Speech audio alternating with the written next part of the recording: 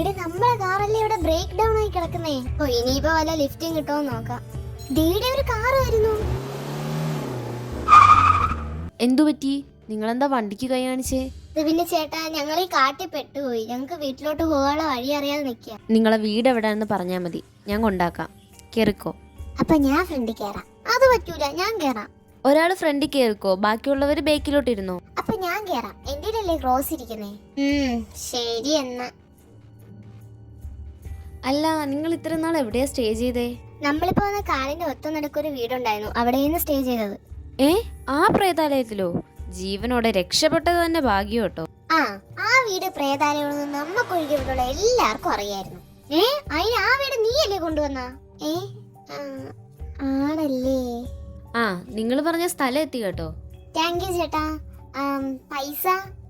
അതൊന്നും വേണ്ട. തേടി ഡോർ ഓപ്പൺ ആയി കിടക്കുന്നു. അത് നമ്മളെ ഹൗസ് ഓണർ വന്നേയിരിക്കും. അങ്ങനെ വീടെത്തി. ഇപ്പഴാ ഒന്ന് ശ്വാസം നേരെ വീണ. വന്നോ? നീയപ്പകത്ത് കയറി?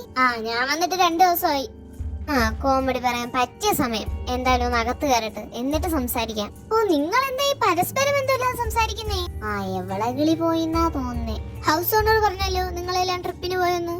ട്രിപ്പിന് പിന്നെ നീയില്ലായിരുന്നല്ലോ. നിനക്ക് വരെ ഞങ്ങളോട് വന്ന് നിന്റെ പ്രേതം ആയിരിക്കോ? ജീസു, നീ ഇപ്പൊ നമ്മളെ പേടിപ്പിക്കണേ. ഞാൻ എന്തിനാ നിങ്ങളെ പേടിപ്പിക്കുന്നേ? പിന്നെ ഞാനില്ലെന്ന് പറയാ ഒരു സർപ്രൈസ് കേക്ക് വാങ്ങിച്ച് ഹാഫ് ഡേ ലീവ് എടുത്തു വന്ന ഞാനാ സർപ്രൈസ് ആയത്. ഇവിടെ എത്തിയപ്പോ നിങ്ങൾ ആരെയും കാണുന്നില്ല. ഓണറിന്റെ അടുത്ത് ചോദിച്ചപ്പോഴാ അറിയാം നിങ്ങൾ 3 പേരും കൂടെ ട്രിപ്പിന് പോയെന്ന്. ജീസു, ഇത് പ്രാങ്ക് ആണെങ്കിൽ ഇപ്പോഴും പറഞ്ഞോ. നമുക്ക് പേടിക്കാൻ വയ്യാത്തോണ്ടാ. നിങ്ങളെ കയ്യിൽ എന്ത് തെളിവാണുള്ളത് ഞാൻ നിങ്ങളെ കൂടെ ഉണ്ടായിരുന്നു എന്നുള്ളതിന്? ഉണ്ടല്ലോ, തെളിവുണ്ടല്ലോ. ജിനി, ആ ഫോട്ടോസ് ഒന്ന് കാണിച്ചു കൊടുത്തേ. അയ്യോ, എന്തു പറ്റി? ഇതില് ജീസുവിനെ കാണുന്നില്ല. ഗൈസ്, നിങ്ങൾ അവിടെ സംഭവിച്ചൊക്കെ ഒന്നും കൂടെ ഒന്ന് ചിന്തിച്ചു നോക്കിക്കേ. ഇതൊക്കെ എന്തോ എഴുതിയിട്ടുണ്ടല്ലോ. പോയി കിടന്നുറങ്ങിക്കോ. പക്ഷെ നീ കുറച്ച് ദിവസമായിട്ട് ഉറങ്ങിയിട്ടില്ലെന്ന് പറഞ്ഞല്ലോ.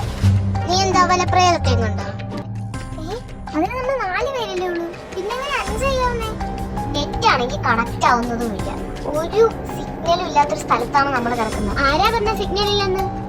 എനിക്ക് കിട്ടിയാലോ ഞാൻ എന്റെ അമ്മയെ വിളിക്കുകയും ചെയ്തു. നമ്മൾ ഈ വീട്ടിൽ നിന്ന് പോകുന്നതിനെ കുറിച്ച് സംസാരിക്കായിരുന്നു.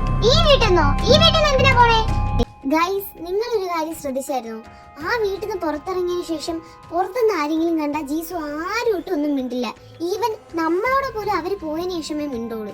ഇടി, അതിന് ഞാനവിടെ വന്നിട്ടില്ലല്ലോ. ഈ ജീസുനല്ല പറഞ്ഞ, മറ്റുള്ള പ്രേതം ജീസു. അതുകൊണ്ടായിരിക്കും അല്ലേ അന്നേരം അവരെ മുമ്പ് വെച്ചൊന്നും പറയാതെ പുറത്തിറങ്ങിയപ്പോ സംസാരിച്ചത്. പോരാനായിട്ട് ആ അമ്മൂമ്മ അവളടുത്തൊന്നും സംസാരിച്ചതുമില്ല. നമ്മളെ കൂടെ ആ പ്രേതം ഉണ്ടെന്ന് അപ്പോഴും പറയുകയും ചെയ്തായിരുന്നു. ഇപ്പൊ എല്ലാം കണക്ട് ആവുന്നുണ്ടല്ലേ. എനിക്കിതൊന്നും മനസ്സിലാവുന്നില്ല. നിങ്ങളിത് എന്തൊക്കെയാ പറയുന്നേ?